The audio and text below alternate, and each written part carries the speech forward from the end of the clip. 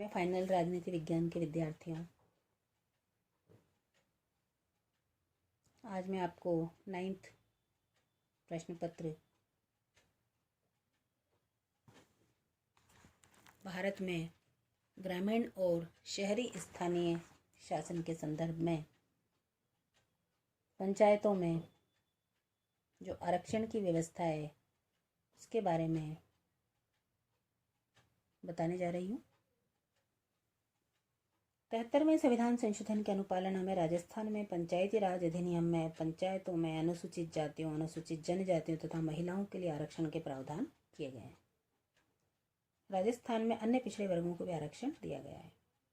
सर्वप्रथम हम देखते हैं कि अनुसूचित जातियों, जनजातियों तथा पिछड़े वर्गों का आरक्षण किस प्रकार से मिला। इसमें राजस्थान पंचायती राज अधिनियम 1994 में व्यवस्था है कि प्रत्येक पंचायती राज संस्था में प्रत्यक्ष निर्वाचन द्वारा भरे जाने वाले स्थान अनुसूचित जातियों, अनुसूचित जनजातियों तथा पिछड़े वर्गों के लिए आरक्षित होंगे।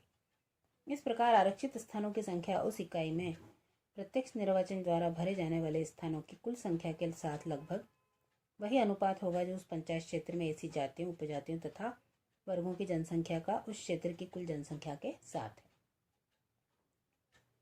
ऐसे आरक्षित क्षेत्र पंचायतों में चक्रानुक्रम से आवंटित किए जाएंगे। आवंटित स्थानों में 1/3 स्थान इन वर्गों की महिलाओं के लिए भी आरक्षित होंगे। अब यदि हम महिलाओं के आरक्षण की बात करें तो प्रत्येक पंचायत में प्रत्यक्ष निर्वाचन द्वारा भरे जाने वाले कुल स्थानों की संख्या के 1/3 स्थान जिसमें अनुसूचित जातियों, जनजातियों और पिछड़े वर्गों की महिलाओं के लिए आरक्षित स्थान भी सम्मिलित हैं, महिलाओं के लिए आरक्षित है। ऐसे आरक्षित स्थानों का आवंटन विभिन्न निर्वाचन क्षेत्रों में चक्रानुक्रम से करने का प्रावधान है। तीसरा, सरपंच पद के हेतु आरक्षण। सरपंच के पद के लिए भी अनुसूचित जाति, अनुसूचित जनजातियों और पिछड़े वर्गों के लिए आरक्षण का प्रावधान किया गया है, परंतु इस प्रकार आरक्षित पदों में उतने पद आरक्षित किए जाएंगे जितना कि कुल जनसंख्या में इन जातियों तथा जनजातियों तथा वर्गों का अनुपात है। महिलाओं को भी सरपंच के पद पर 1/3 स्थानों पर आरक्षण देने का प्रावधान किया गया है।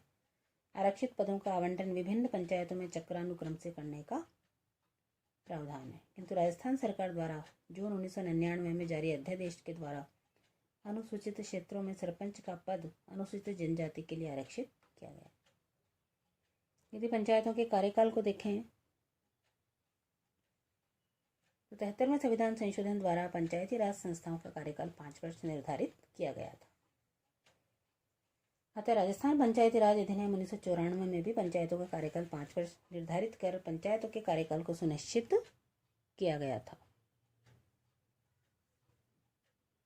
5 वर्ष की अवधि के बाद कोई पंचायत कार्यरत नहीं रह सकती।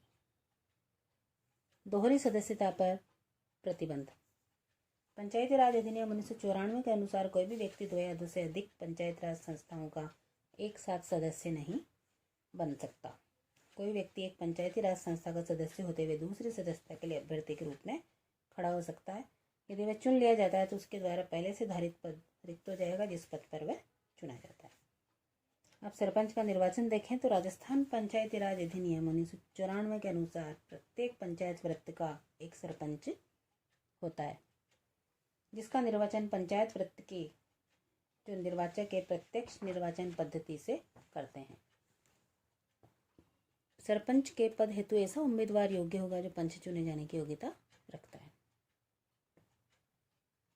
उप सरपंच का निर्वाचन देखें तो प्रत्येक पंचायत के लिए एक उप सरपंच का भी प्रावधान है।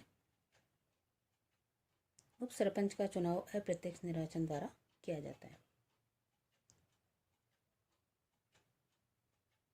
सरपंच, उप सरपंच और पंच के त्याग पत्र के बारे में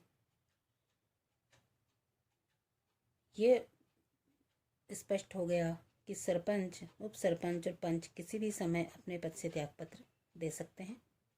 त्याग पत्र विकास अधिकारी को संबोधित तथा स्वयं द्वारा हस्ताक्षरित लेख में होना आवश्यक है। विकास अधिकारी को त्यागपत्र प्राप्ति की तारीख से 15 दिन की समाप्ति पर वह प्रभावी हो जाएगा यदि वह इस अवधि से वापस नहीं लिया गया हो। धन्यवाद।